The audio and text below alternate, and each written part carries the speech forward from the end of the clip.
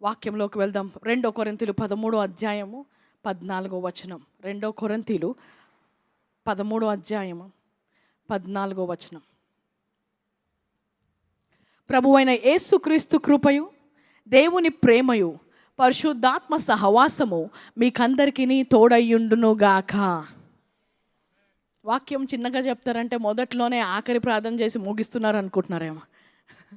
So ఈరోజు మనం ఈ వాక్యము ధ్యానిస్తుండగా ఈ వచనము మనందరికీ చాలా తెలుసు. అందరూ కూడా చివరి ఆఖరి ప్రార్థన ఆశీర్వాదం అన్నప్పుడు ముఖ్యంగా ఈ వచనాన్ని వారు చూస్తారు. ప్రభువైన యేసుక్రీస్తు కృప అంటే అందరికీ తెలుసు. యేసుక్రీస్తు గురించి, దేవుని ప్రేమ అన్నప్పుడు తండ్రి అయిన దేవుని గురించి అంటాడు. పరిశుద్ధాత్మ సహవాసము అన్నప్పుడు చాలామంది పరిశుద్ధాత్మ ఎవరు, ఆ పరిశుద్ధాత్మతో ఎలాంటి సహవాసము కలిగి ఉండాలో తెలీదు. ప్రేమ గురించి తెలుసు, కృప గురించి తెలుసు, కానీ పరిశుద్ధాత్మ దేవుని గురించి చాలామందికి తెలీదు. పరిశుద్ధాత్మ దేవుడు ఈరోజు పరిచయం చేయాలనుకుంటున్నాను. అలాగే పరిశుద్ధాత్మ దేవుని ద్వారా మన జీవితంలో దేవుడు ఏం చేయాలనుకుంటున్నాడో కొన్ని నిమిషాలు ధ్యానించుకుందాం. ఇది అయిపోయిన తర్వాత ఈరోజు మేము అందరికీ ప్రార్థన చేయబోతున్నాం, పరిశుద్ధాత్మ యొక్క శక్తి మీరు పొందుకోవాలని. ఆమెన్. పరిశుద్ధాత్మ దేవుడు తండ్రి, కుమార, పరిశుద్ధాత్మ దేవుడై ఉన్నాడు. పరిశుద్ధాత్మ కేవలము ఒక గాలి, ఒక అనుభూతి, ఒక షివరింగ్ అంటే ఒక వణుకులాగా వచ్చిపోయే ఫీలింగ్ కాదు, కానీ పరిశుద్ధాత్మ దేవుడు. అయితే ఆ పరిశుద్ధాత్మ గురించి ఈరోజు పరిశుద్ధాత్మ వచ్చినప్పుడు జరిగే సంగతులు కొన్ని ధ్యానించుకుందాం. చాలా క్లుప్తంగా చెప్తాను, చాలా లోతుగా చెప్తాను. ఆమెన్. క్లుప్తంగా, లోతుగా. పరిశుద్ధాత్మ కార్యము జరిగించడానికి, మన జీవితంలో మన పక్షాన కార్యము జరిగించడానికి పరిశుద్ధాత్మను మనకు ఇచ్చాడంట. జకరియా 4, 6, 7 వచనాల్లో చూసినట్లయితే ఈ వచనం కూడా చాలామందికి తెలుసు. ఏమంటాడు? నా శక్తి చేతనైనను బలము చేతనైనను కాక నా ఆత్మ చేతనే ఇది జరుగును అంటున్నాడు. సో శక్తి చేత జరగనిది, నా శక్తి చేత నీ శక్తి చేత జరగనిది, నా బలము నీ బలము, ఒక మానవుని బలము చేత జరగనిది ఎవరి ద్వారా జరుగుతుందంట? పరిశుద్ధాత్మ. అందరూ పరిశుద్ధాత్మ అనండి, వెనకున్నవారు అనండి పరిశుద్ధాత్మ అని. పరిశుద్ధాత్మ ద్వారా కార్యాలు జరుగుతాయి. సో ఒక విధముగా పరిశుద్ధాత్మ వచ్చినప్పుడు ఏం చేస్తున్నాడంట? మన వల్ల కాని కార్యాలు ఆయన జరిగిస్తున్నాడంట. అక్కడ చూసినట్లయితే వచనంలో ఆత్మ చేతనే అది జరుగునని సైన్యములకు అధిపతి యెహోవా సెలవిస్తున్నాడు. గొప్ప పర్వతమా, జెరుబ్బయలును అడిగించుటకు నీవు ఎంత మాత్రపు దానవు. అంటే ఒక గొప్ప పర్వతాన్ని కూడా ఆత్మ ఉన్నవారు ఈజీగా అది హ్యాండిల్ చేయగలరు అనమాట. ఎంత పెద్ద పర్వతం ఉన్నా, ఎంత పెద్ద సమస్య ఉన్నా కూడా జెరుబ్బయలుకి ఈరోజు చెప్పిన ప్రకారము మనతో కూడా చెప్తున్నాడు, పరిశుద్ధాత్మ మీతో ఉన్నట్లయితే ఎంత గొప్ప సమస్య ఉన్నా కూడా ఆ సమస్య మిమ్మల్ని అడ్డగించడానికి వీలు లేదు అంట. హల్లెలూయా. ఆ సమస్య ఆత్మతో నింపబడిన వారి ముందు తొలగిపోతుంది. అది గొప్ప పర్వతములాగా ఉండదు, కానీ సునాయాసంగా అక్కడి నుంచి ఏది కూడా మిమ్మల్ని అడ్డగించకుండా తీసుకెళ్లేలాగా పరిశుద్ధాత్మ సహాయము చేస్తాడంట. పాత నిబంధన నుంచి కొత్త నిబంధన వరకు పరిశుద్ధాత్మ దేవుడు వచ్చినప్పుడు ఎంతో శక్తివంతమైన కార్యాలు చేశాడు. కొన్ని నిమిషాలు పాత నిబంధనలో దేవుడు పరిశుద్ధాత్మ ఒక మనుషుని మీదకి వచ్చినప్పుడు ఎలాంటి కార్యాలు చేశాడు ఒక 5 నిమిషాలు చూసుకుందాం. మొదటిగా మొదటి సమూయేలు 16వ అధ్యాయము 13వ వచనం. If you can read that for me. మొదటి సమూయేలు 16వ అధ్యాయం 13వ వచనం. సమూయేలు తైలపుకమును తీసి వాని సహోదరుల ఎదుట వానికి అభిషేకం చేసెను. నాట నుండి యెహోవా ఆత్మ దావీదు మీదకి బలముగా వచ్చెను. సమూయేలు దావీదుని అభిషేకిస్తున్నప్పుడు అంట, projection team if you have the photos please do it quickly. సమూయేలు దావీదుని అభిషేకించగలగానే దేవుని ఆత్మ దావీదుపై వచ్చిందంట, బలముగా వచ్చిందంట. ఆ రోజు నుంచి బలమైన కార్యాలు దావీదు జీవితంలో చేయడం చూస్తాం మనము. దావీదు కొరకు దేవుడు ఒక ప్రణాళిక తల్లి గర్భములో ఉన్నప్పుడే రూపొందించాడు. కానీ సమూయేలు వచ్చి ఆయన ఎప్పుడైతే అభిషేకించాడో ఆ ఆత్మ దిగి వచ్చినప్పుడు దేని కొరకైతే దావీదును దేవుడు తల్లి గర్భంలో రూపించినప్పుడే ప్రత్యేకపరిచాడో ఆ రోజు నుంచి ఆ యొక్క ప్రత్యేకమైన ప్రణాళికలో నడిచాడు. సో ఈరోజు కూడా ఇక్కడున్న మీరు అందరూ కూడా దేవుడికి ఒక గొప్ప ప్రణాళిక ఉంది. మీరు పుట్టినప్పటి నుంచి కూడా దేవుడు ఒక గొప్ప కార్యము మీ ద్వారా చేయాలనుకుంటున్నాడు. కానీ ఇన్ని రోజులు జరగకపోయినా ఈరోజు పరిశుద్ధాత్మ శక్తితో నింపబడుచుండగా ఇన్ని రోజులు చేయలేని కార్యాలు దేవుని యొక్క ప్రణాళిక ద్వారా బహుబలమైన కార్యాలు మీరు చేయుదురు గాక అని ప్రకటిస్తున్నా. హల్లెలూయా. దావీదు తర్వాత మనం చూసినట్లయితే గొలియత్ని ఆయన ఓడించినట్టు చూస్తాం, ఆయన మహారాజుగా మారినట్టు చూస్తాం. అది జరగకముందు ఏమైందంట, ఆత్మ బలముగా దావీదు మీదికి వచ్చిందంట.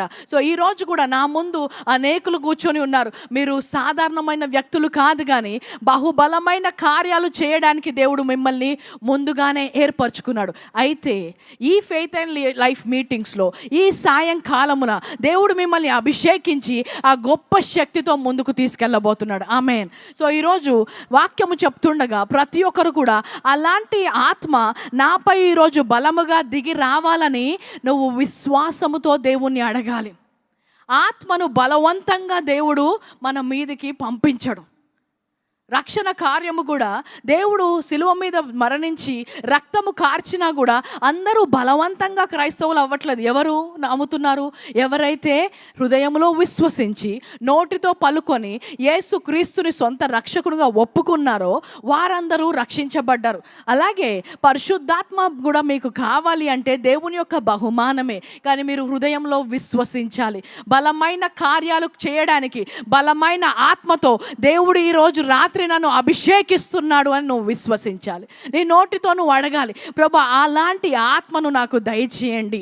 ఇది శక్తి చేత కాదు, ఇది బలము చేత కాదు, ఆత్మ ద్వారా జరిగే కార్యాలు నీ జీవితంలో జరగాలి అంటే ఆ బలమైన ఆత్మ ఎవరి మీదకి రావాలి? ఎవరి మీదకి రావాలి? నా మీదకి వస్తే సరిపోదు, ఓన్లీ పాస్టర్స్ మీదకి వస్తే సరిపోదు. మీ జీవితంలో మీకున్న ప్రతి పర్వతము లాంటి సమస్యను జయించాలి అంటే ఆ బలమైన ఆత్మ నా మీదకి రావాలి అని చెప్పండి. నా మీదకి రావాలి. పాత నిబంధనలో మనం చూసినట్లయితే బలమైన వ్యక్తి ఎవరు అన్నప్పుడు అందరికీ తొందరగా జ్ఞాపకం వచ్చే వ్యక్తి ఎవరు? సంసోను. రైట్. సంసోను చాలా బలవంతుడు. అంత బలము గల సంసోను కూడా బలమైన కార్యాలు చేసినప్పుడు ఏం జరిగిందో మనం చూద్దాం. ఒకసారి న్యాయాధిపతుల గ్రంథం 14వ అధ్యాయము 5-6 వచనాలు చూసుకుందాం. అప్పుడు సంసోను తన తల్లిదండ్రులతో కూడా తిమ్నాతునకు పోయి తిమ్నాతు ద్రాక్ష తోటల వరకు వచ్చినప్పుడు కొదమ సింహము అతని ఎదుటికి బొబ్బరించుచూ వచ్చెను. ఆయన వెళ్తున్నాడంట సంసోను, ఏమొచ్చిందంట? కొదమ సింహం. ఎంతమంది సింహాన్ని చూశారు? బోన్లో కాదు, డైరెక్ట్గా. బోన్లో చూస్తేనే భయం. బోన్ దగ్గర నిల్చుంటారు, అది పులి సింహం సింహం అంటారు. సింహం ఇటు రాగానే అనగానే వెనక్కి వెళ్ళిపోతారు. బోన్లో ఉన్నది చూడడానికే మనకు అంత భయం వేస్తే సంసోను ముందు కొదమ సింహం వచ్చి నిలుచుందంట. ఇప్పుడు ఏమైంది చూడండి. యెహోవా ఆత్మ అతనిని ప్రేరేపింపగా అతని చేతిలో ఏమీ లేకపోయినను ఒకడు మేకపిల్లను చీల్చినట్లు అతడు దానిని చీల్చెను. సంసోను ముందు సింహము నిల్చున్నప్పుడు అంటే ఆయన చేతిలో ఏం లేదంట. పోనీ దాన్ని కొట్టడానికి ఒక రాయో ఒక కర్రనో ఉందంటే ఏం లేదంట. కానీ ఏమైంది అప్పుడు? దేవుని ఆత్మతో నింపబడ్డాడంట. ఆత్మతో నింపబడ్డప్పుడు ఇందాక మనం వచనం చదివాం, ఏంటి? నీ శక్తి కాదు, నీ బలము కాదు, సంసోను దగ్గర ఉన్న ఏ ఆయుధము కాదు, కానీ సింహాన్ని పట్టుకొని ఒక మేక పిల్లను చీల్చేసినట్టు ఆయన సింహాన్ని పట్టుకొని చీల్చివేశాడంట. హల్లెలూయా. Somebody on the projection team please be quick. Yes, ఆయన ఒక సింహాన్ని పట్టుకుంటున్నాడు. మేకపిల్లని, మనకు మేకపిల్లని కూడా పట్టుకోవడం రాదు కొంతమందికి, కుక్క పిల్లని కూడా పట్టుకోవడం. ఆయన సింహాన్ని పట్టుకొని ఏం చేస్తాడంట? ఆ నోట్లో చేయి పెట్టి దాన్ని రెండుగా చీల్చేశాడంట.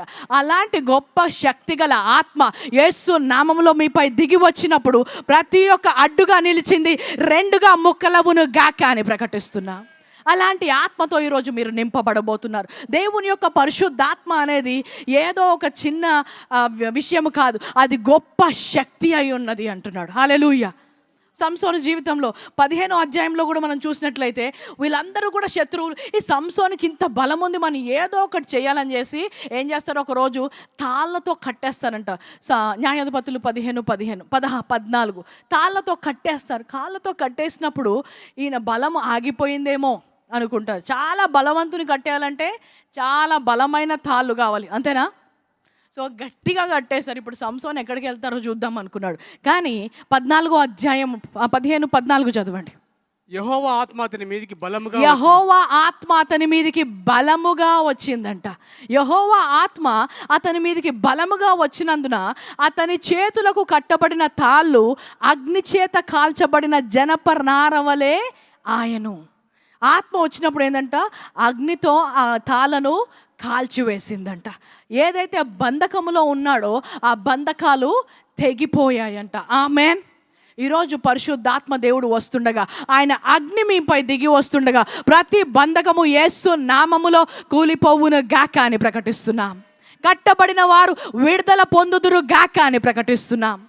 ఎలాంటి అలవాట్లు ఉన్నా ఇది మేము జయించలేకపోతున్నాము, నేను బంధించబడిన స్థితిలో ఉన్నా అంటే బలమైన ఆత్మ ఈరోజు అగ్నిలాగా దిగి వస్తుంటే మీరు విడుదల నొందుదురు గాక అని ప్రకటిస్తున్నా.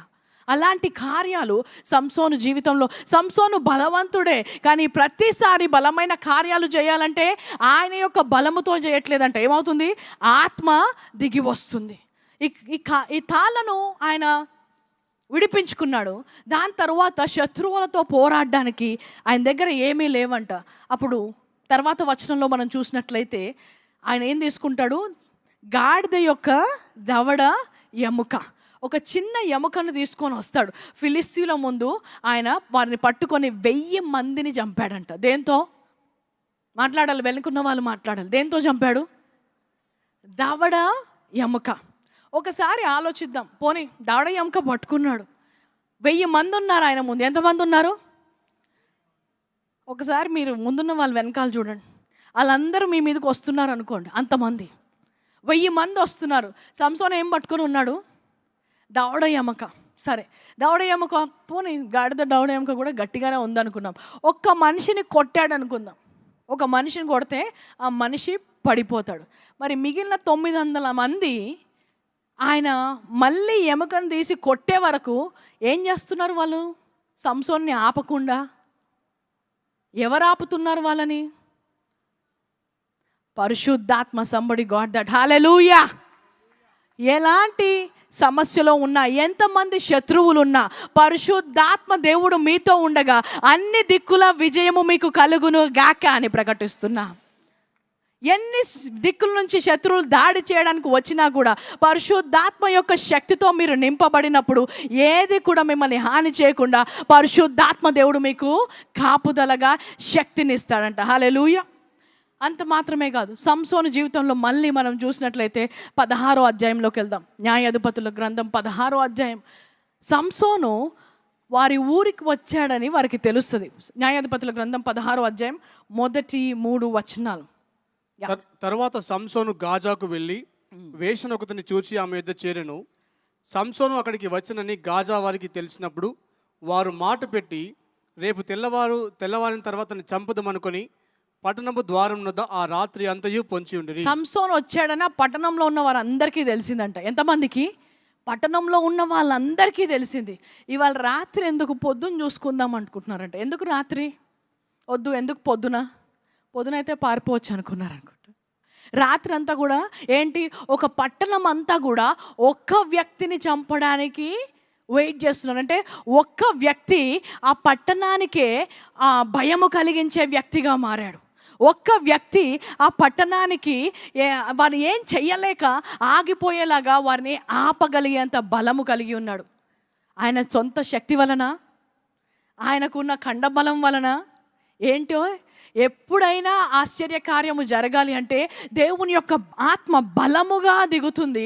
అది 1000 మంది కానీ 10,000 మంది కానీ ఒక పట్టణంలో ఉన్నంత మంది కానీ ఎంతమంది వచ్చినా కూడా సంసోనుని ఓడించలేకపోతున్నారంట. సో పరిశుద్ధాత్మ దేవుడు వచ్చినప్పుడు, ఆయన యొక్క శక్తితో నింపబడినప్పుడు అంత బలమైన కార్యాలు మీరు చేయుదురు గాక అని ప్రకటిస్తున్నాం. హల్లెలూయా. ఆయన 3వ వచనం. ఇప్పుడు ఏం చేస్తున్నాడు? సంసోను మధ్యరాత్రి వరకు పండుకొని మధ్యరాత్రి లేచి పట్టణపు తలుపులను వాటి 2 ద్వారబంధములను పట్టుకొని వాటి అడ్డకర్రతోటి వాటిని ఊడబెరికి తన భుజముల మీద పెట్టుకొని హెబ్రోనుకు ఎదురుగా ఉన్న కొండ కొనకు వాటిని తీసుకొని పోయెను. ఏం చేశాడంటే పట్టణపు ద్వార బంధములు అంటే ఈ చిన్న చిన్న గేట్స్ లాగా ఉండవు, అవి చాలా బలమైన, అంటే ఆ ద్వారము మూసేస్తే శత్రువులు వారిని దాడి చేయకుండా రాకుండా ఆ పట్టణానికి ద్వారాలు పెడతారు. కానీ అలాంటి ద్వార బంధకములను కూడా ఏం చేశాడంటే జస్ట్ 2 చేతులతో ఎత్తి పట్టుకొని పైన తీసుకెళ్ళి పడేశాడంట. అంత బలం వచ్చింది. ఈరోజు ఖమ్మం పట్టణానికి సువార్తను ఆపివేస్తున్న ద్వారాలను, మూసివేసిన ద్వారాలను తెరిచేలాగా కొంతమందిని దేవుడు అభిషేకించబోతున్నాడు. మూయబడిన ద్వారాలు మీ ద్వారా తెరవబడును గాక అని ప్రకటిస్తున్నాం. ఆత్మ ద్వారా బలమైన కార్యాలు చేయబోతున్నారు. హల్లెలూయా. పరిశుద్ధాత్మ దేవుడు వచ్చినప్పుడు ప్రతి దగ్గర కూడా బలమైన కార్యాలు, అసాధ్యమైన కార్యాలు, ఎన్నో గొప్ప కార్యాలు చేశారు. పాత సమయం లేదు కాబట్టి మీరు వెళ్ళి చదివినట్లయితే పాత నిబంధన నుంచి కొత్త నిబంధన వరకు బలమైన కార్యాలు చేశారు. నూతన నిబంధనలో కూడా మనము మొదటి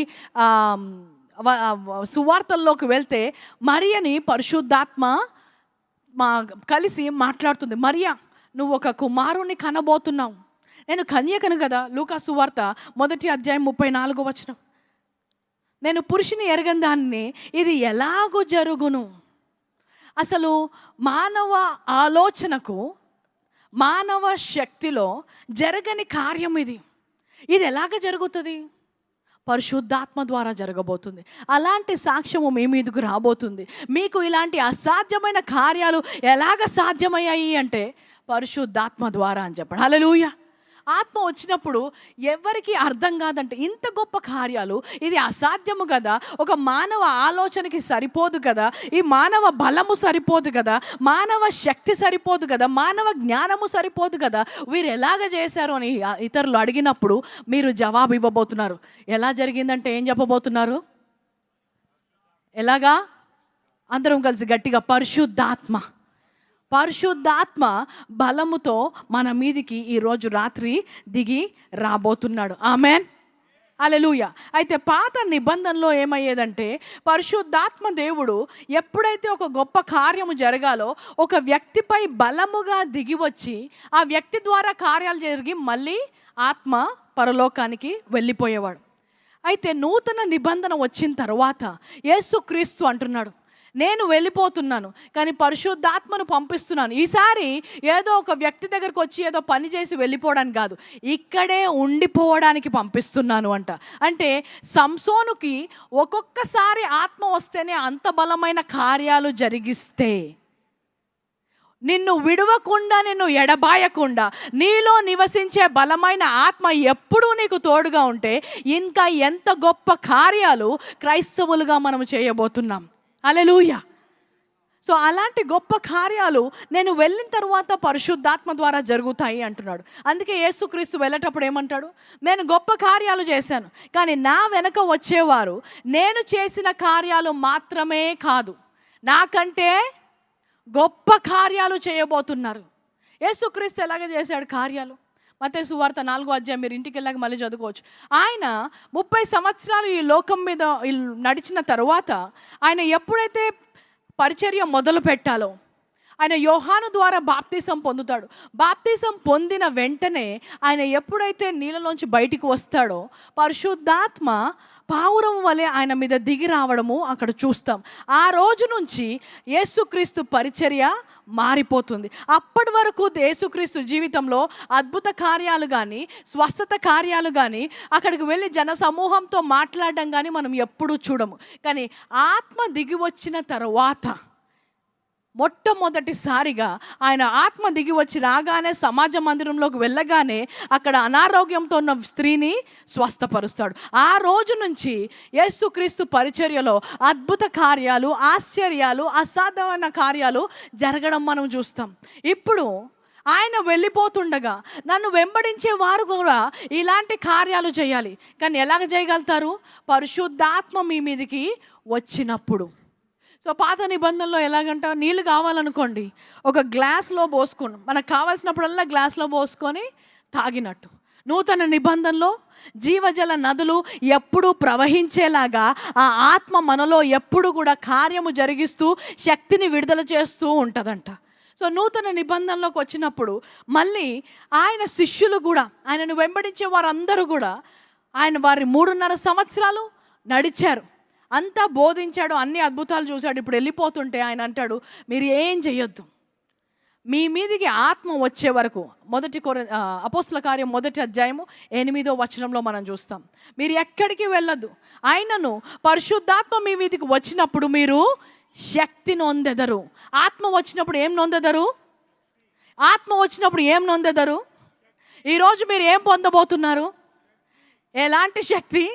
మానవులు ఇచ్చే శక్తి కాదు, పరలోకము నుంచి దిగి వచ్చే శక్తి. ఆమెన్. పరిశుద్ధాత్మ వచ్చినప్పుడు మీరు శక్తి నొందెదరు కనుక మీరు యెరూషలేము, యూదయ, సమరయ దేశమంతటి భూదిగంతం వరకు మీరు సాక్షులై ఉండెదరు. సో ఇంతకాలము ఆయనతో ఉన్న శిష్యులను ఏమంటున్నాడు? ఎక్కడికి వెళ్ళొద్దు. ఎందుకు? మీరు వెళ్తే శక్తి లేని క్రైస్తవులుగా ఉంటారు, మీరు వెళ్తే అద్భుతాలు చేసేవారిగా ఉండరు, సాధారణమైన వ్యక్తిగా ఉంటారు. కానీ పరిశుద్ధాత్మతో నింపబడి వెళ్తే నేను ఎలాంటి కార్యాలు చేశానో అలాంటివి మాత్రమే కాదు, కానీ ఇంకా గొప్ప కార్యాలు మీరు చేస్తారు అంటున్నాడు. అప్పుడు శిష్యులందరూ కూడా ఆయన చెప్పిన ప్రకారం, అప్పటి వరకు కూడా వారికి ఏం అర్థం కావట్లేదు. కొంతమంది చేపల పెట్టకి వెళ్ళిపోయినా మళ్ళీ అందరినీ పిలుచుకొని వచ్చి దేవుడు పై గదిలో వారిని పెట్టినప్పుడు పెంతకోస్తు దినం, అపోస్తల కార్యం 2వ అధ్యాయం 1వ వచనం నుంచి మనం చూసినట్లయితే, పెంతకోస్తు దినమున పరిశుద్ధాత్మ దేవుడు ఈసారి బలముగా వచ్చి వెళ్ళిపోవడానికి కాదు, కానీ బలముగా దిగి వచ్చి వారితో ఉండడానికి భూమి మీదికి పెంతకోస్తు దినమున వారున్న స్థలములోకి దిగి వచ్చాడంట. ఆ రోజు అక్కడున్న 120 మంది చూస్తున్నారు. అందరి మీది కూడా అగ్ని జ్వాలల్లాగా పరిశుద్ధాత్మ దేవుడు దిగి వచ్చాడు. సో పరిశుద్ధాత్మ దేవుడు దిగి వచ్చినప్పుడు అక్కడ పావురంలాగా కనిపించాడు, ఇక్కడ అగ్నిలాగా కనిపిస్తున్నాడు. అవి రూపాలు వేరైనా, అనుభవాలు వేరైనా, పరిశుద్ధాత్మ వచ్చినప్పుడు ఇప్పుడు ఏదో పావురాలు వస్తాయని కాదు, ఏమొస్తుంది? శక్తి రాబోతుంది. బయట నుంచి కనిపించే దానికంటే కూడా మీకు లోపల నుంచి దేవుడు శక్తితో నింపబోతున్నాడు. అలాంటి పరిశుద్ధాత్మ దేవుడు గురించి ఎన్నో సంవత్సరాలు నేను కూడా తెలియకుండా ఉన్నాను. కానీ ఎప్పుడైతే పరిశుద్ధాత్మ దేవుని తెలుసుకున్నానో, ఎప్పుడైతే పరిశుద్ధాత్మతో నింపబడ్డానో, నా జీవితము మారిపోయింది. చాలామంది అంటారు, మీరు ఇంత గట్టిగా, ఇంత ధైర్యంగా స్టేజ్ మీద ఎలాగ పరిశుద్ధాత్మ లేనప్పుడు మాట్లాడేదని కాదు. ఈరోజు మాట్లాడినా కూడా వాక్శక్తి వచ్చేది నా బలముతో కాదు, కానీ ఎవరిస్తున్నారు శక్తి? పరిశుద్ధాత్మ దేవుడు. హల్లెలూయా. చూడండి, హగ్గై 2వ అధ్యాయము 5వ వచనం చూద్దాం. వీరు ఐగుప్తు దేశం నుండి వచ్చినప్పుడు నేను మీతో చేసిన నిబంధన జ్ఞాపకము చేసుకునడి, నా ఆత్మ మీ మధ్యన ఉన్నది గనక భయపడకుడి. ఆయన ఇజ్రాయెల్తో పాత నిబంధనలో కూడా మాట్లాడుతున్నాడు. మీకు నిబంధన చేస్తున్నాను, ఐగుప్తులో నుంచి వచ్చిన తర్వాత మిమ్మల్ని వదిలేయట్లేదు, నా యొక్క ఆత్మను మీ మధ్యలోనే ఉంచుతున్నాను, భయపడకుడి అన్నాడు. ఆ ఆత్మ ఆ రోజు నుంచి వారితో ఉంది కాబట్టి, ఆ రోజు పాత నిబంధనలో ఏంటి? ఒక వ్యక్తి పైన దిగి వచ్చేది. దావీదు మీదకి వచ్చినప్పుడు ఆయన గొలియాతుని ఓడించాడు, గొప్ప కార్యాలు చేశాడు. సంసోను మీదకి వచ్చినప్పుడు అలాగే ఫిలిస్తీయుల నుంచి ఇజ్రాయెల్ను రక్షించాడు, గొప్ప కార్యాలు చేశాడు. జెరుబ్బేలు దగ్గరకు వచ్చినప్పుడు గొప్ప కార్యాలు చేశాడు. అలాగా పాత నిబంధనలో ఒకరి మీద వచ్చి ఆయన ఆత్మ వారి మధ్యలో కార్యాలు చేసి వెళ్ళేది. ఇప్పుడు 6వ వచనం చదువు. మరియు సైన్యములకు అధిపత్యగు యెహోవా సెలవిచ్చినదేమనగా, ఇక కొంతకాలము ఇంకొక మారు ఆకాశమును, భూమిని, సముద్రమును, నేలను నేను కంపింపజేతును. Next verse. నేను అన్యజనులందరినీ కదిలింపగా అన్యజనులందరి యొక్క ఇష్ట వస్తువులు తేబడును. నేను ఈ మందిరమును మహిమతో నింపుదును. ఇదే సైన్యములకు అధిపత్యగు యెహోవా వాక్కు. Next verse. వెండి నాది, బంగారు నాది, ఇదే సైన్యములకు అధిపత్యగు యెహోవా వాక్కు. ఈ కడవరి మందిరం యొక్క మహిమ మునుపటి మందిరం యొక్క మహిమను మించునని సైన్యములకు అధిపత్యగు యెహోవా సెలవిచ్చుచున్నాడు. ఇక్కడ ఏమన్నాడు? మునుపటి దానికంటే తరువాత వచ్చే మహిమ సంఘానికి ఎక్కువగా ఉండబోతుంది అంటాడు. అంటే ఇజ్రాయేలు కాలము నుంచి ఆత్మ జరిగిస్తున్న కార్యాలు మనం చూసినట్లయితే వారు చేసిన దానికంటే ప్రతి తరములో ఆత్మ చేయ కార్యాలు ఎక్కువగా కాబోతున్నాయి. మహిమ ఎక్కువగా మందిరంపై క్రైస్తవులపై రాబోతుంది అన్న వచనము ఇక్కడ ప్రవచనాత్మకంగా మనం చూస్తాం. అది ఆది అపోస్తుల కాలం నుంచి నెరవేర్చుకుంటూ వచ్చాడు. మొదటిసారి ఉదాహరణకు పేతురు యొక్క జీవితాన్ని చూసుకుందాం. పేతురు ఒక చేపలు పట్టే వ్యక్తి, యేసును వెంబడించాడు, అన్నీ చేశాడు. కానీ ఎప్పుడైతే యేసుక్రీస్తుని సిలువ వేయడానికి వచ్చారో అప్పుడు ఏమైంది? ఆయన వెళ్ళి దాక్కున్నాడు, భయపడ్డాడు. నువ్వు క్రీస్తుతో ఉన్నావు కదా అంటే భయపడ్డాడు. కానీ ఎప్పుడైతే పెంతెకోస్తు దినమున ఆ 120 మందితో పైగదిలో కూర్చున్నాడో ఆయన మీదికి పరిశుద్ధాత్మ దిగి వచ్చినప్పుడు శక్తి వచ్చిందంట. శక్తి రాగానే ఎవరికి జవాబు ఇవ్వలేకుండా పారిపోయి దాక్కున్న పేతురు ఇప్పుడు ఏమైపోయింది? బయటికి వచ్చాడు గదిలోంచి. అప్పటి వరకు ఎవరితో మాట్లాడని పేతురు నోరు విప్పి మాట్లాడడం మొదలుపెట్టాడు. పిరికి వాడైన పేతురు గొప్ప ధైర్యముతో వీధుల్లోకి వచ్చి సిలువ వేయబడిన యేసుక్రీస్తు మరణించలేదు, ఈరోజు ఆయన సమాధి ఖాళీగా ఉంది, అది తెరవబడింది, ఆయన పునరుత్థానుడై ఉన్నాడు, దానికి సాక్షిని నేనే అంటున్నాడు. పరిశుద్ధాత్మ వచ్చినప్పుడు ఏమవుతారంట? మీరు సాక్షులుగా మారుతారు. ఏమైంది పేతురుకి? అప్పుడు ఒక చిన్న పిల్లకి జవాబు ఇవ్వలేకపోయిన వ్యక్తి ఈరోజు అందరి ముందర వచ్చి ఒక్కసారి మాట్లాడితే 3000 మంది రక్షించబడ్డారంట. ఎక్కడి నుంచి వచ్చింది ఈ శక్తి? ఎక్కడి నుంచి వచ్చింది ఈ ధైర్యం? ఎక్కడి నుంచి వచ్చింది ఈ జ్ఞానం? పరిశుద్ధాత్మ అని చెప్పండి. పరిశుద్ధాత్మ. అలాంటి కార్యాలు మన మధ్యలో దేవుడు చేయడానికి పరిశుద్ధాత్మను పంపిస్తున్నాడు. కానీ ఆయన ఏమన్నాడు? ఇంకా ఆత్మతో నింపబడుతూ ఉండ కూడా మహిమ అధికముగానే అవుతుందంట ఒక వ్యక్తి జీవితంలో. పేతురు జీవితంలో కూడా ఆ రోజు బలముగా ఆయన ప్రసంగించాడు, ఆత్మలు రక్షించాడు. 2వ అధ్యాయం తర్వాత 3వ అధ్యాయంలోకి వెళ్తే ఇప్పుడు ఆయన నడుచుకుంటూ వెళ్తుంటే అక్కడ ఒక కుంటివాడు ఉన్నాడు. ఆ కుంటివాడిని చూసినప్పుడు ఏమంటున్నాడు? వెండి బంగారం లేవు కానీ నా దగ్గర ఉంది మీకు ఇస్తాను అంటున్నాడు. ఇంత ధైర్యముగా ఆయనకు వెళ్ళి యేసు నామములో లేచి నిలుచో అన్నాడు. ఆయన నిల్చోలేదు, కానీ ఆయనకున్న ధైర్యం ఏంటి? పరిశుద్ధాత్మ శక్తిగల కార్యాలు చేస్తాడు. చెయ్యి పట్టుకొని కుంటివాడైన వానిని లేపినప్పుడు వెంటనే ఆయన స్వస్థత నొందాడంట. హల్లెలూయా. సో పిరికివాడి నుంచి ప్రసంగము చేసేవాడు మాత్రమే కాదు కానీ గొప్ప అద్భుత కార్యాలు చేసే వరకు పేతురు వెళ్ళాడు. అక్కడ పేతురు చేసే అద్భుత కార్యాలు అందరూ వింటున్నారంట. ఏంటి యేసుక్రీస్తు గురించి చెప్తున్నారు, ఏంటి ఈ అద్భుత కార్యాలు? పిచ్చి పట్టిందా మీరు? మీ భాషలేంటి, మీ అద్భుత కార్యాలేంటి? వెంటనే ఆపాలి అంటే పేతురు వెళ్ళి మేము దేవుని గురించి చెప్పడం ఆపము అన్నప్పుడు వాళ్ళందరూ కూడా ఒక వచనం ఉంటుంది 4వ అధ్యాయము ఐ బిలీవ్ 13 and 18. విద్య లేని పామరులు వీరికి ఎక్కడి నుంచి వచ్చింది ఇంత ధైర్యం అంటే?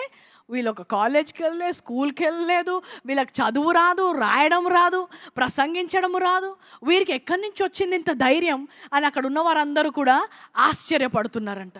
ఎక్కడి నుంచి వచ్చింది వీరికి ధైర్యం చెప్పండి అందరూ గట్టిగా. పరిశుద్ధాత్మ. పరిశుద్ధాత్మ. పరిశుద్ధాత్మతో నింపబడిన తర్వాత కూడా ఒక్కొక్కసారి అక్కడున్న పరిస్థితులను బట్టి కృంగిపోయే అవకాశాలు ఉంటాయి. పరిశుద్ధాత్మ దేవుడు నింపబడుతుండగా నూతనంగా ఏమంటాడు? కడపటి మహిమ ఇంకా ఎక్కువగా ఉంటుంది. అంటే నీకున్న గత 10 సంవత్సరాల జీవితము కంటే ముందున్న 10 సంవత్సరాల జీవితము గొప్పగా ఉండబోతుంది. హల్లెలూయా. గత కాలమున్న సాక్ష్యము కంటే ముందున్న రోజుల్లో సాక్ష్యము గొప్పగా ఉండబోతున్నాయి. హల్లెలూయా. అందుకే ఒక క్రైస్తవుడికి మంచి రోజులు ఎప్పుడూ వెనకుండవు, మంచి రోజులు ఎప్పుడు నీకు ముందుగానే పెడతాడంట దేవుడు. హల్లెలూయా. నువ్వు ఇప్పటి వరకు ఎంత మంచి అనుభవించినా దానికంటే మంచి నీ కొరకు ముందుగానే ఉందంట. ఎందుకు? కడపటి మహిమ ఎప్పుడు కూడా ఒక క్రైస్తవుని జీవితంలో మునుపటి కంటే ఎక్కువగా ఉంటుంది. అందరం ఆమేన్ చెప్తాం. వీరందరినీ కూడా భయపెట్టిస్తారు. ఆపండి ఆపండి అన్నప్పుడు పేతురుకి ఇప్పుడు ఇంకా ధైర్యం కావాలి, ముందు కంటే ఎక్కువ ధైర్యం కావాలి. ముందు ఎవరు ఆపలేదు, ఇప్పుడు ఆపుతున్నారు. ముందు కంటే నాకు ఇంకా ఎక్కువ ధైర్యం కావాలి, ముందు కంటే ఎక్కువ శక్తి కావాలి, ముందు కంటే ఎక్కువ బలము కావాలని వారు భయపెట్టేసినప్పుడు అందరూ కలిసి ప్రార్థన చేయడానికి ఒక గదిలోకి వెళ్తారు. అపోస్తల కార్యం 4:31. వారు ప్రార్థన చేయగానే వారి కూడిన చోటు కంపించను. అప్పుడు వారందరూ పరిశుద్ధాత్మతో నిండిన వారై దేవుని వాక్యమును ధైర్యముగా బోధించిరి. మళ్ళీ నింపాడంట దేవుడు వారిని పరిశుద్ధాత్మతో. ఈసారి ఇంకా గొప్ప కార్యాలు జరిగాయంట, ఇంకా ఎక్కువ ధైర్యముతో వెళ్ళారంట. ఆత్మను ఆయన అడిగినన్ని సార్లు మనకి ఇవ్వడానికి సిద్ధంగా ఉన్నాడు. హల్లెలూయా. ఆ శక్తిని ఇంకా ఇంకా ఇవ్వడానికి ఆయన సిద్ధంగా ఉన్నాడు. పరిశుద్ధాత్మను ఈసారి నింపుకున్న తర్వాత 2వ అధ్యాయంలో నింపుకున్నప్పుడు ప్రసంగించాడు, 3వ అధ్యాయంలో అద్భుత కార్యాలు చేశాడు, 4వ అధ్యాయంలో మళ్ళీ నింపబడ్డాడు. 5వ అధ్యాయంకి వచ్చేసరికి ఇప్పుడు ఇంకా పేతుర్ని ఆపడానికి అడ్డగించడానికి ఎవ్వరూ లేకుండా ఆయన అంత ధైర్యంగా వెళ్ళడం మాత్రమే కాదు కానీ ఎలాంటి స్వస్థత కార్యాలు చేస్తున్నాడంటే 5వ అధ్యాయంలోకి వస్తే ఇప్పుడు పేతురు వెళ్ళి ఒకరి చెయ్యి పట్టుకొని స్వస్థపరచాల్సిన అవసరం లేదు. ఎందుకు? మళ్ళీ ఇప్పుడు ఇంకా ఎక్కువ ఆత్మతో నింపబడ్డాడు. ఇప్పుడు పేతురు నడుస్తుంటేనే నీడకు స్వస్థపరచబడుతున్నారంట, ఆ దారిలో వెళ్తుంటేనే గొప్ప కార్యాలు జరుగుతున్నాయంట. సో కడుపటి మహిమ ముందున్న మహిమ కంటే ఎక్కువ అవ్వడం మొదలైంది ఆదిమ సంఘంలో. అక్కడున్న వారందరూ గొప్ప కార్యాలు చేయడం మొదలుపెట్టాడు. పేతురు మాత్రమే కాదు, స్టెఫను అక్కడ వంటల దగ్గర ఉన్నప్పటికీ కూడా ఆత్మచేత నింపబడి అద్భుత కార్యాలు చేయడం మొదలుపెట్టాడు. ఫిలిప్పు వెళ్ళినప్పుడు ఇప్పుడు 100,000 కాదంట, ఇంకా కడుపటి మహిమ ఎక్కువ అవ్వాలి. సో దినదినము వారి మహిమ, దేవుడు సంఘంపై తీసుకొని వచ్చే మహిమ అధికమైంది. ఫిలిప్పు సమరయ పట్టణానికి వెళ్తే అపోస్తల కార్యం 8వ అధ్యాయంకి వచ్చేవరకు ఏమంటాడు? ఆ పట్టణం అంతా కూడా సంతోషముతో నింపబడిందంట. హల్లెలూయా. సో ఇప్పుడు 100 నుంచి 1000 నుంచి అక్కడున్న వారందరి నుంచి పట్టణాలు కూడా దేవుని కొరకు ఆయన సువార్త వింటూ పట్టణాలు మారిపోతున్నాయంట. బహుబలముగా అద్భుత కార్యాలు జరుగుతున్నాయి. కుంటివారు లేస్తున్నారు, మరణించిన వారిని తిరిగి లేపుతున్నారు. పౌలు, పేతురు, అక్కడున్న శిష్యులు అందరూ కూడా గొప్ప కార్యాలు చేస్తున్నారు. ఇదంతా ఒక సైడ్ అవుతుంటే సువార్త ప్రకటించబడుతుంది, కానీ పరిశుద్ధాత్మ గురించి కానీ దాని శక్తి గురించి కానీ అదే విధంగా సంఘానికి బోధించబడట్లేదు. కొంతమంది సువార్త వింటున్నారు, సువార్తతో ఆగిపోతున్నారు. కానీ కొంతమంది అపోస్తులు మాత్రమే ఆ రోజు ఆత్మను అనుభవించి గొప్ప కార్యాలు చేశారు. చూడండి, అపోస్తల కార్యం 19వ అధ్యాయంకి వచ్చేసరికి అక్కడ కూడా విశ్వాసులు ఉన్నారంట. పౌలు, పేతురు, స్టెఫను, అక్కడున్న గొప్ప గొప్ప వాళ్ళందరూ కూడా అద్భుత కార్యాలు చేసుకుంటూ ఆ సంఘము మొత్తము కూడా గొప్ప మహిమలో నడుస్తుంటే ఇక్కడున్న విశ్వాసుల గురించి చూద్దాం. లుస్త్రా అనే ప్రాంతానికి వచ్చాడు. అపోస్తల కార్యం 19వ అధ్యాయము 1వ వచనం నుంచి. అపోల్లో కొరింథీలో ఉన్నప్పుడు జరిగినది ఏమనగా, పౌలు పై ప్రదేశంలో సంచరించి ఎఫెసునకు వచ్చి కొందరు శిష్యులను చూచి, మీరు విశ్వసించినప్పుడు పరిశుద్ధాత్మను పొందితరా అని వారిని అడగగా, సో అక్కడికి సువార్త ప్రకటించబడింది, క్రైస్తవులుగా మారారు. ఇప్పుడు పౌలు వచ్చాడంట అక్కడికి. మీరు సువార్త ప్రకటించబడింది పర్వాలేదు, క్రైస్తవులుగా మారారు. నాకు తెలిసి పౌలు అక్కడ ఏదో లేమి చూసి ఉంటాడు, అందుకే అడుగుతున్నాడు, మీరు రక్షించబడ్డప్పుడు పరిశుద్ధాత్మను పొందారా? ఎందుకంటే పరిశుద్ధాత్మను పొందిన సంఘము శక్తితో ఉంటుంది. పరిశుద్ధాత్మను పొందిన సంఘము బహుబలమైన కార్యాలు చేస్తున్నాయి. మీరు పరిశుద్ధాత్మను పొందారా అని అడిగినప్పుడు వాళ్ళు ఏమంటున్నారు? పరిశుద్ధాత్మ ఉన్నాడన్న సంగతియే మేము వినలేదు. అన్యజనులు కాదు, విశ్వాసులంట. పరిశుద్ధాత్మ దేవుడా, ఆ సంగతే మేము వినలేదే అంటున్నారు. Next verse. అప్పుడు అతడు, అలాగైతే మీరు దేనిని బట్టి బాప్తిసం పొందితురని అడగగా, వారు యోహాను బాప్తిసం బట్టి అని చెప్పిరి. పౌలు చాలా ఆశ్చర్యపోతున్నాడు. మీరు విశ్వాసులే కదా, మరి ఏ విషయమై బాప్తిసం పొందారు, ఎలాంటి బాప్తిసం పొందారు అంటే, మాకు పరిశుద్ధాత్మ తెలీదు, మేము యోహాను బాప్తిసం పొందాము అంటున్నారు. అంటే రక్షణ సువార్త బోధించబడుతుంది కానీ పరిశుద్ధాత్మ గురించి కానీ పరిశుద్ధాత్మ శక్తి గురించి కానీ బోధించకుండా ఆ రోజు నుంచి సాతాను వాది ఆపడానికి చూస్తుందన్నమాట. విశ్వాసులు ఎలాంటి శక్తి లేకుండా ఉన్నన్ని రోజులు సాతాను హ్యాపీ. ఏం చేయలేరు కాబట్టి. కానీ పరిశుద్ధాత్మ శక్తి పొందితే మాత్రము గొప్ప కార్యాలు చేయగలరు అని సాతానికి బాగా తెలుసు. అందుకే అపోస్తుల కార్యములో వాళ్ళు ఐ థింక్ 8వ అధ్యాయంలో 8వ వచనంలో అక్కడికి వెళ్ళి గొప్ప కార్యాలు చేస్తుంటే ఆ పట్టణస్థులు అందరూ కూడా క్రైస్తవులను చూసి ఏమంటున్నారో తెలుసా? No go to 14, Acts chapter 14 verse 11 and 12. అపోస్తుల కార్యం 14వ అధ్యాయంలో వారు అక్కడికి వెళ్ళి ఒక బాలుణ్ణి స్వస్థపరుస్తారు. Read that. జనసమూహములు పౌలు చేసిన దాన్ని చూచి లుకోనియలో భాషలో దేవతలు మనుష్య రూపము తాల్చి మన యొద్దకు దిగి వచ్చి ఉన్నారని కేకలు వేసి, క్రైస్తవులైన వారిని చూసి ఏమంటున్నారంట? దేవతలు మనుష్యుల రూపములో మన దగ్గరికి వచ్చారు. పరిశుద్ధాత్మ శక్తి గల వారు పట్టణములో నడుస్తుంటే అలాంటి సాక్ష్యము రావాలి. దేవుళ్ళే మన యొద్దకు దిగి వచ్చారు. ఎందుకంటే దేవుడు తప్ప ఇలాంటి కార్యాలు ఎవడు చేయలేడు.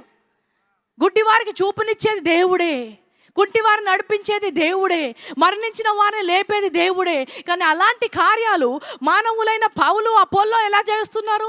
వీళ్ళు మానవులు కాదు, వీరు దేవుళ్ళు అంటున్నారు. మునుపటి కంటే గొప్ప మహిమ వారిపై వచ్చింది. అక్కడున్న పట్టణం అంతా ఆశ్చర్యపోతుంది. ఒక సైడ్ ఏమో కొంతమంది పరిశుద్ధాత్మతో నింపి దేవుళ్ళలాంటి కార్యాలు చేస్తుంటే, ఇంకొక సైడు విశ్వాసులు ఇంకో మూలలో ఉన్నారంటే, ఇంకో పట్టణంలో పరిశుద్ధాత్మ ఏంటి, శక్తి ఏంటి, పరిశుద్ధాత్మ బాప్తిసం ఏంటి, మాకెవ్వరూ చెప్పలే అంటున్నారు. అప్పుడు పౌలు ఏం చేశాడు చూడండి, అపోస్తుల కార్యం 19వ అధ్యాయం. మీరు ఇప్పటి వరకు పరిశుద్ధాత్మతో నింపబడలేదా? నింపబడకుండా మీరు విశ్వాసులుగా గొప్ప కార్యాలు చేయలేరని చెప్పి 19వ అధ్యాయం verse 4 or 5 వారిని తీసుకొని వచ్చి వారు ఆ మాటలు విని ప్రభువైన యేసు నామమున బాప్తిసము పొందిరి. Next verse. వారికి బాప్తిసం ఇచ్చిన తరువాత, అందరూ తరువాత అనండి. తరువాత నీటి బాప్తిసం ఎంతమంది పొందారు? యేసుక్రీస్తుని సొంత రక్షకునిగా ఎంతమంది స్వీకరించాడు? ఆమేన్. సో ఇక్కడ కూడా వాళ్ళందరూ అది చేసిన తరువాత, అది అయిపోయిన తరువాత విశ్వాసులకు ఇంకొక అనుభవం ఉండాలి. ఏంటది? పౌలు వారి మీద చేతులుంచగా పరిశుద్ధాత్మ వారి మీదకి వచ్చెను. ఇప్పటి వరకు మీరు యోహాను బాప్తిసం వరకే విన్నారు. ఇప్పుడు యేసుక్రీస్తు గురించి విని నీటి బాప్తిసం పొందండి అని అక్కడితో ఆపేసి వెళ్ళలేదు. నీటి బాప్తిసం పొందారు కదా, ఇంకా సరిపోతుందని అక్కడికి ఆపేసి వెళ్ళలేదు. ఎందుకంటే ప్రతి విశ్వాసికి కూడా నీటి బాప్తిసము తరువాత పరిశుద్ధాత్మ బాప్తిసము అవసరము. ఎందుకంటే ప్రతి క్రైస్తవుడు కూడా ఈ లోకములో శక్తితో నడవడము అవసరము. కడపటి మందిరము యొక్క మహిమ మునుపటి మందిరము కంటే ఎక్కువగా ఉండాలి అంటే ఆత్మతో నింపబడము అవసరము. అది వారు చేసిన తప్పు కాదు. వాళ్ళు ఏమంటున్నారు? మేము ఎప్పుడూ వినలేదు. వినాలంటే ఎవరో బోధించాలి. ఆ రోజు పౌలు వచ్చాడు కాబట్టి వారికి ఆత్మ గురించి బోధించాడు, వారు విన్నారు. అప్పటి వరకు ఎవరు బోధించలేదు కాబట్టి వాళ్ళు వినలేదు. కానీ ఈరోజు కూడా నేను వచ్చి పరిశుద్ధాత్మ గురించి బోధిస్తుండగా వింటున్న మీలో అనేకులు బలమైన పరిశుద్ధాత్మ బాప్తిసములో పాల్గొనడం మాత్రమే కాదు, కానీ బలమైన శక్తితో నింపబడబోతున్నారు ఈరోజు. హల్లెలూయా. ఆ రోజు వారు భాషలతో మాట్లాడటకు ప్రవచించుట మొదలు పెట్టిరి అంట. శక్తితో నింపబడినప్పుడు దానికి రుజువుగా బయటికి భాషలు వస్తాయి. ఒక వ్యక్తి ఉండేవాడు, చాలా తాగుబోతు, ఎప్పుడు చూడు తాగొస్తాడు. కానీ ఒకరోజు వచ్చి వాళ్ళ భార్యతో, నేను తాగలేదు.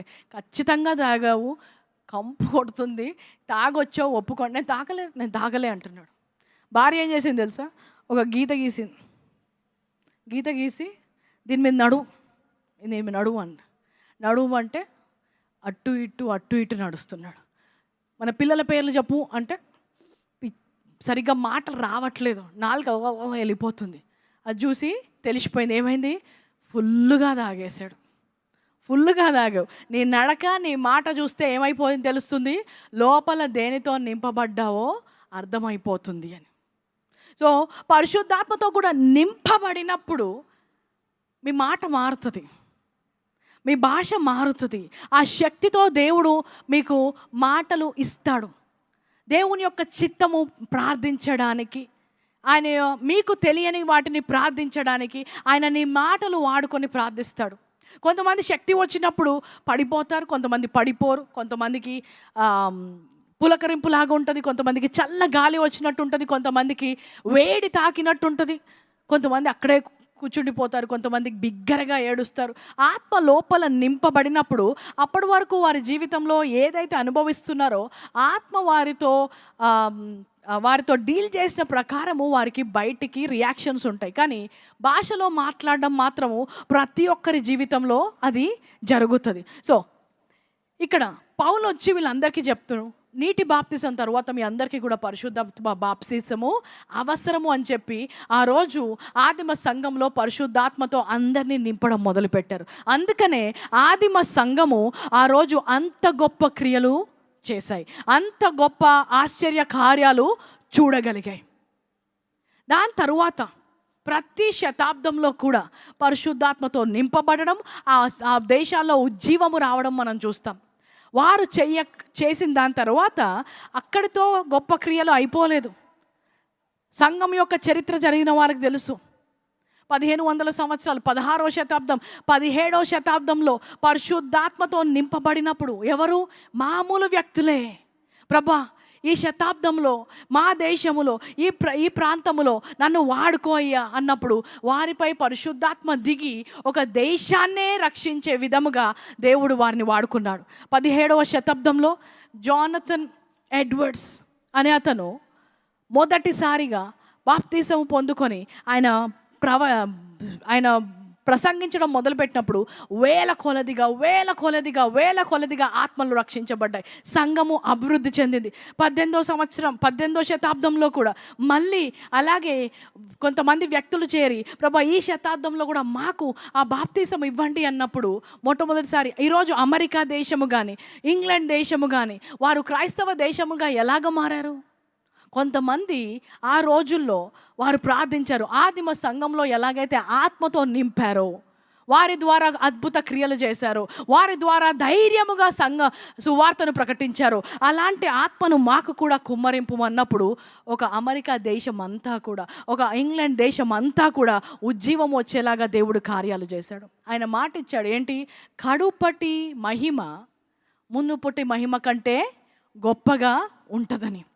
ఈసారి 1900 శతాబ్దంలో వచ్చినప్పుడు వెల్ష్ రివైవల్ అని ఒక రివైవల్ వచ్చినప్పుడు, ఒక ఉజ్జీవం వచ్చినప్పుడు ఏమైందంటే ఎంతగా ఆత్మ వారిలో పనిచేసిందంటే కేవలము ఆత్మలు రక్షించబడమే కాదు, కేవలము అద్భుత క్రియలు జరగడమే కాదు, ఆ పట్టణములో ఉన్న ప్రతి పోలీస్ స్టేషన్ మూసేయాల్సి వచ్చిందంట. ఎందుకంటే ప్రతి దొంగ కూడా సువార్తను స్వీకరించి దొంగతనాలు నరహత్యలు చేయడం మానేశారంట. అసలు ఆ దేశములో ఎలాంటి క్రైమ్సే జరగకుండా ఆపేసి పోలీస్ స్టేషన్స్ కూడా మూసేశారు వారు ప్రార్థన చేసి ఆత్మ పొందిన సమయంలో. అంత మాత్రమే కాదు, అక్కడున్న బార్స్, మద్యపానము చేసే ప్రతి బార్ కూడా మూసేశారు. తాగుబోతులు అందరూ కూడా రక్షించబడ్డారు. ఆ దేశములో తాగే వారే లేకుండా పరిశుద్ధాత్మ కార్యము జరిగిందంట. ఇదంతా ఉట్టి కథలు కాదు, చరిత్రలో నిజముగా జరిగినాయి, బైబుల్లో వారి ద్వారా జరిగినాయి. ఎవరైతే ఆత్మను పొందుకొని శక్తి కావాలి నైనా, నాకు గొప్ప శక్తి గల ఆత్మ నాకు ఇవ్వమన్నప్పుడు ఆ మామూలు వ్యక్తుల ద్వారా అంత ఆత్మ నింపబడి శక్తి గల కార్యాలు జరిగాయి. అజూజా అనే ఒక ప్లేస్లో అయితే అతనికి ఒక కన్ను కూడా లేదు, ఒక నల్ల జాతి వ్యక్తి. ఆయన మోకాళ్ళ నుండి రోజు ప్రార్థన చేస్తున్నాడు. ప్రభా, ఆదిమ సంఘంలో చూసాము ఆయన 16వ శతాబ్దంలో, 17వ శతాబ్దంలో, 18వ శతాబ్దంలో ఇన్ని గొప్ప కార్యాలు చేశారు నాయన, పరిశుద్ధాత్మను ఇక్కడ కుమ్మరించుము అన్నప్పుడు ఒక చిన్న గదిలో ఆయన ప్రార్థన చేస్తున్నాడు. ఆత్మ కుమ్మరించబడేది. ఆయన ఇటు తిరిగి ప్రార్థన చేసేవాడు ఆత్మతో నింపబడి.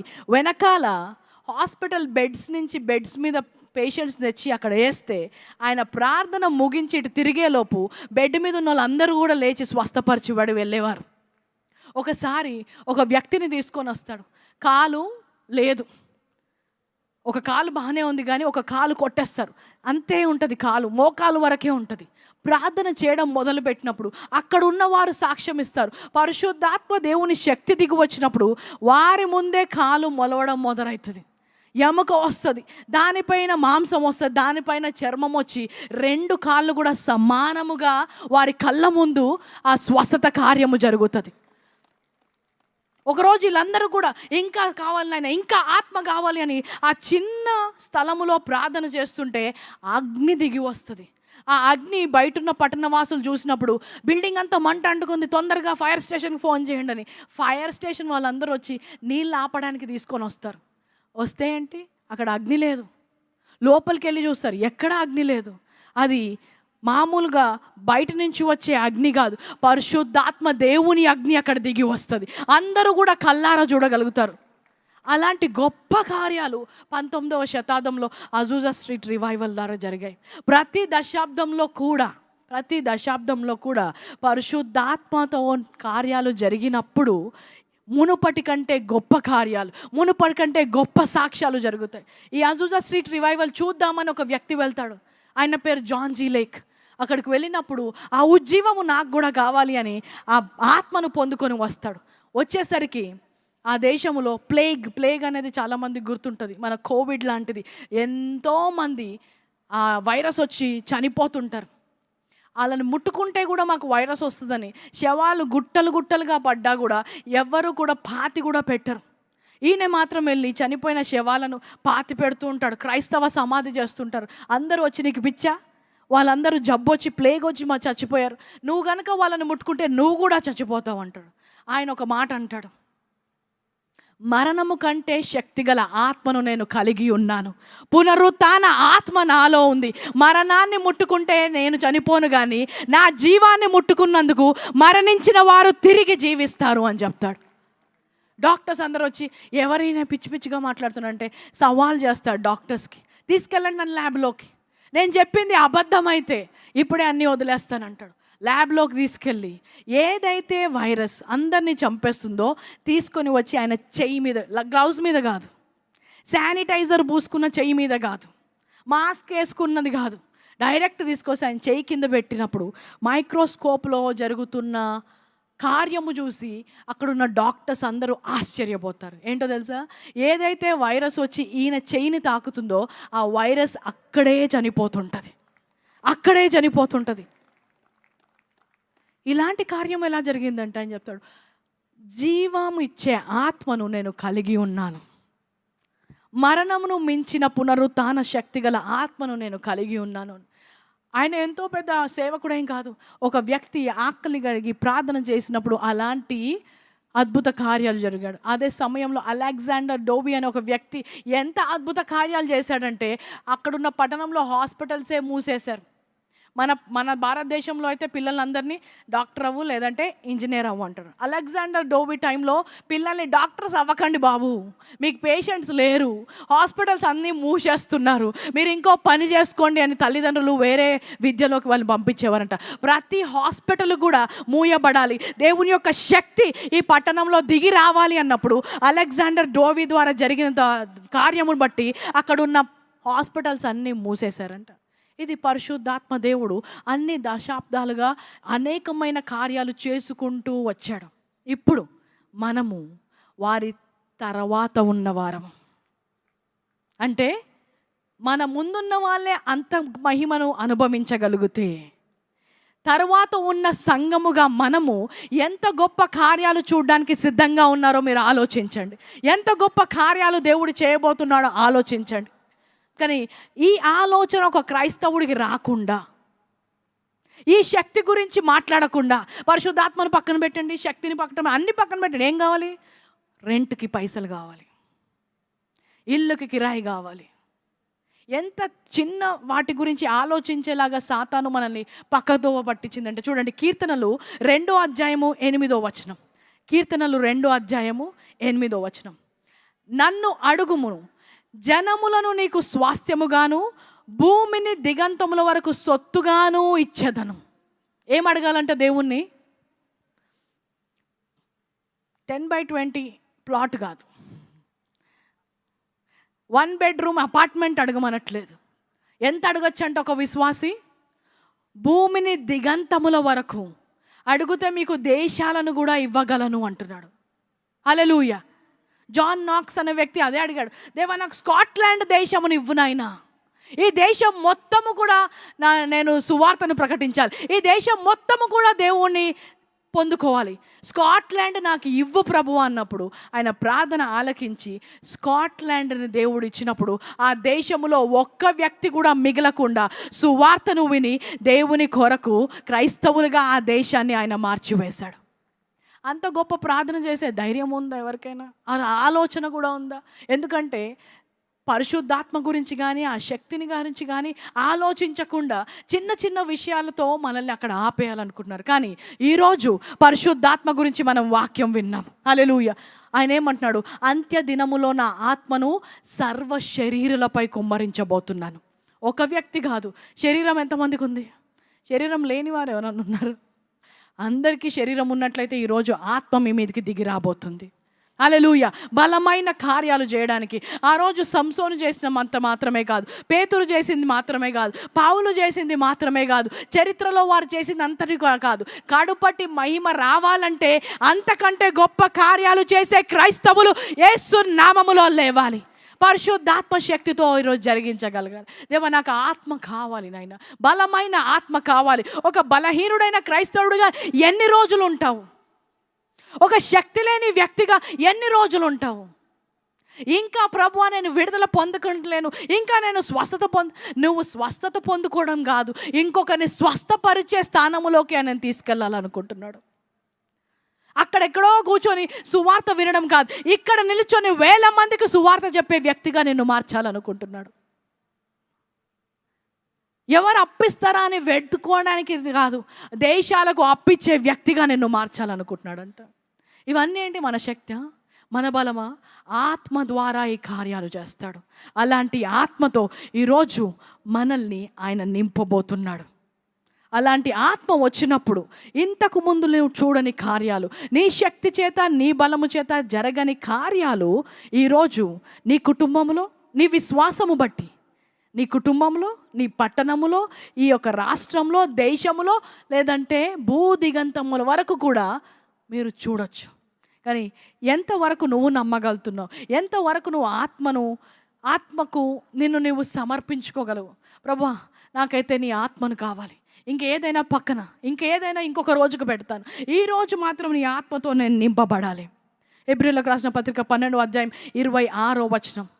ఇది కొంతమందికి మాత్రమే, ఇక్కడున్న కొంతమందికి మాత్రమే.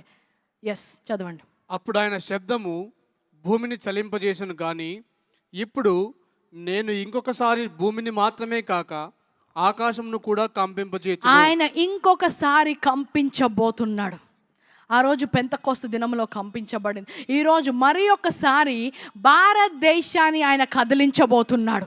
మునుపటి మహిమ కంటే కడుపటి మహిమ సంఘము మీదకి అధికముగా రాబోతుంది. మరి ఇంకొకసారి కంపించడానికి సిద్ధంగా ఉన్నప్పుడు ఆత్మచేత నింపబడిన వారిని ఆయన వాడుకోబోతున్నాడు. హల్లెలూయా. ఈరోజు నీ కనులు ఎక్కడో వారికి జరుగుతున్న అద్భుత కార్యాలు చూడడం మాత్రమే కాదు, కానీ నీ చేతులు అద్భుతములు చేసే చేతులుగా మారునుగాక. అభిషేకంతో నింపబడుతుండగా అనేకులకు ఆశీర్వాదకరముగా నీ ఉందువుగాక. అందరము లేచి నిల్చున్నట్లయితే పరిశుద్ధాత్మ కొరకు మనం ప్రార్థన చేద్దాం. ఆత్మతో మమ్మల్ని నింపుతున్నందుకు వందనాలు, శక్తితో నన్ను నింపుతున్నందుకు వందనాలు. ఇన్ని రోజులు నాకు పరిశుద్ధాత్మ బాప్తిసం అనేదే తెలీదు, ఆత్మతో నింపబడాలనే నాకు తెలీదు ప్రభువా. ఈరోజు విన్నాను, ఈరోజు ఆ ఆత్మ నాకు కావాలి, పరిశుద్ధాత్మతో నేను నింపబడాలి. ఆ కడుపటి సంఘములో జరిగే మహిమ క్రియలలో నేను కూడా పాల్గొనాలి నాయనా. నేను కూడా అలాంటి అద్భుత కార్యాలు పొందుకోవడం మాత్రమే కాదు, కానీ నా ద్వారా మీరు జరిగించాలని మీ యొక్క చిత్తమైనందుకు వందనాలు చెల్లిస్తున్నాం నాయన. ఇంతకాలము ఇది అర్థం కాకపోయి ఉంటే ఈరోజు అర్థమయ్యే విధంగా నాకు బోధించినందుకు వందనాలు. ఆత్మతో నన్ను నింపడానికి ఇక్కడికి తీసుకొని వచ్చినందుకు వందనాలు. ఈ యొక్క ప్రసంగము నువ్వు యాదృచ్ఛికంగా ఎవరో బలవంతం చేస్తే వినలేదు, కానీ దేవుడు నిన్ను వాడుకోవాలనుకుంటున్నాడు. అందుకే ఈ రాత్రి నీతో మాట్లాడాడు. దేవుడు ఈరోజు నిన్ను ఆత్మతో నింపాలనుకుంటున్నాడు. అందుకే ఈరోజు ఈ మీటింగ్ ఖమ్మంలో జరిగిస్తున్నాడు. ఒక వ్యక్తి కోసం, ఆ 10 మంది కోసం, ఆ 100 మంది కోసం, ఆ 1000 మంది, ఎంతమంది కావాలో నాకు తెలియదు, కానీ ఆయన అంటున్నాడు, నా సర్వ శరీరులకు అంత్య దినములో నా ఆత్మను కుమ్మరిస్తాను. వారి ద్వారా మరి ఒక్కసారి నేను మహిమ పొందబోతున్నాను. కడుపటి సంఘములో మనం ఉన్నాం. ఎంతమంది అయితే ఆత్మతో నింపబడాలనుకుంటున్నారు, పరిశుద్ధాత్మతో నింపబడాలనుకుంటున్నారు, దయచేసి ముందుకు రావాలని కోరుకుంటున్నాను. ఆ రోజు పౌలు ఎలాగైతే వారి మీద చెయ్యి వేసి ప్రార్థించాడు, వారు ఆత్మతో నింపబడ్డారు. అషర్స్ మిమ్మల్ని తీసుకొని వస్తారండి. వారు చెప్పిన ప్రకారం ఆ యొక్క స్థలంలో మీరు నిల్చోండి. కొంతమంది ఆల్రెడీ నింపబడి ఉండొచ్చు, కానీ పేతురులాగా పక్కనున్న వారి బెదిరించడము లేదంటే పరిస్థితుల వల్ల నువ్వు ధైర్యాన్ని కోల్పోయి ఉండొచ్చు. మళ్ళీ తిరిగి ఆయన ఆత్మతో నింపినప్పుడు ఇంతకు ముందు కంటే ఎక్కువ ధైర్యంగా నువ్వు బోధించబోతున్నావు. ఇంతకు ముందు లేని అద్భుత కార్యాలు నీ ద్వారా ఈ పట్టణము చూడబోతుంది. పరిశుద్ధాత్మ శక్తి మన మధ్యలో దిగబోతుంది. పరిశుద్ధాత్మ అనేక మంది పొందుకోబోతున్నారు, అన్య భాషల్లో మాట్లాడబోతున్నారు. హల్లెలూయా. విశ్వాసముతో రండి, ఆసక్తితో రండి, నమ్మకముతో రండి. ప్రభా, నా కొరకే, ఈ ఆత్మ నా కొరకే. సాతాను చెప్తున్న ప్రతి అబద్ధం యేసు నామములో కూలిపోవును గాక అని ప్రకటిస్తున్నాం. ప్రతి పట్టణంలో వేల కొలదిగా దేవుడు ఆత్మతో క్రైస్తవులను నింపుతున్నాడు. క్రైస్తవ సంఘాన్ని శక్తిగల సంఘంగా మారుస్తున్నాడు. కడుపటి సంఘము శక్తిగల సంఘముగా మారాలి. అనేకుల ముందు శక్తితో నడవాలి. పరిశుద్ధాత్మ బాప్తిసం కావాల్సిన దయచేసి త్వరగా ముందుకు రావాలి. ఏం భయపడాల్సిన అవసరం లేదు. ఇది దేవుడిచ్చే బహుమానం. ఇది దేవుడిచ్చే బహుమానం. ఆయన బహుమానం ఆయన వాక్యంలో ఏమంటదంటే, భౌతికమైన తల్లిదండ్రులు మీరు మీ బిడ్డలకు ఏది అడిగితే అది ఇస్తారు. మరి పరలోక తండ్రి అయిన నేను పరిశుద్ధాత్మను అడిగినప్పుడు ఇంకా అంతకంటే ఎక్కువ ఎందుకు ఇవ్వను? ఇంకా ఏదో దయ్యపాత్మను, ఇంకా ఏదో భయంకరమైన పరిస్థితి ఎందుకు చేస్తాను అనుకుంటున్నారు? ఆత్మతో మిమ్మల్ని నింపాలనుకుంటున్నాడు. ఆ రోజు శిష్యులకు చెప్పాడు, మీరు శక్తి చేత నింపబడాలి, పరిశుద్ధాత్మ శక్తి చేత నింపబడాలి. అప్పటి వరకు ఇక్కడే యెరూషలేములో ఉండండి అన్నాడు. శిష్యులకే అంత అవసరమైన ఆత్మ, యేసుక్రీస్తుకే అవసరమైన ఆత్మ, పేతురుకే అవసరమైన ఆత్మ, పౌలుకే అవసరమైన ఆత్మ, ప్రతి దేశములో ఉజ్జీవము తీసుకొచ్చిన వారందరికీ అవసరమైన ఆత్మ మనకింకా ఎంత అవసరము, మనకింత ఎంత అవసరము. ఈ అవకాశము దాటిపోనివ్వద్దు. మరల ఇలాంటి సభలు జరగవు. మరల పరిశుద్ధాత్మ బాప్తిసము కొరకు ఇలాంటి కార్యక్రమాలు జరగవు. కానీ దేవుడు మనకి ఈ రాత్రి ఒక అవకాశాన్ని ఇచ్చాడు. పరిశుద్ధాత్మతో నింపబడడానికి, తిరిగి నింపబడే అనుభవం కావాలన్నా కూడా ఈరోజు మళ్ళీ శక్తిగల ఆత్మతో నింపబోతున్నాడు. అందరము కూడా ఎవరికైతే పరిశుద్ధాత్మతో నింపబడాలని విశ్వాసంతో నమ్మకంతో ఉన్నారో చేతులు పైకెత్తండి. ఈరోజు ఆత్మ ఇచ్చేది నేను కాదు, అభిషేకం ఇచ్చేది నేను కాదు, దేవుడు. మా చేతులను వాడుకుంటాడు అంతే, మమ్మల్ని వాడుకుంటాడు అంతే పాత్రలుగా. కానీ శక్తి ఆయనది. యేసు నామములో పరిశుద్ధాత్మతో నింపబడుదురు గాక అని ప్రకటిస్తున్నాం. పరిశుద్ధాత్మ శక్తి ప్రతి ఒక్కరిని తాకును గాక అని ప్రకటిస్తున్నాం. అంత్యకాలములో నీ ద్వారా వాడబడే శక్తిగల క్రైస్తవులు లేపబడుదురు గాక అని ప్రకటిస్తున్నాం. నూతన ఆత్మ, నూతన అభిషేకం యేసు నామములో దిగివచ్చును గాక అని ప్రకటిస్తున్నాం. గొప్ప ధైర్యముతో పరిచర్య చేసేవారు లేపబడుదురు గాక అని ప్రకటిస్తున్నాం. క్రీస్తు కొరకు బలమైన సాక్షులుగా ఉండేవారు లేపబడుదురు గాక అని ప్రకటిస్తున్నాం. ప్రతి నిలవచ్చని క్రైస్తవము యేసు నామములో ఆగిపోవును గాక. ఆత్మచేత మండేవారు, ఆత్మచేత అగ్ని చేత దేవుని కొరకు వాడబడేవారు యేసు నామములో వాడబడుదురు గాక, లేపబడుదురు గాక, అభిషేకించబడుదురు గాక. ఈ రాత్రి తరువాత నీ జీవితము అదే విధంగా ఉండడానికి వీల్లేదు. ప్రార్థించాలనుకుంటున్నాను.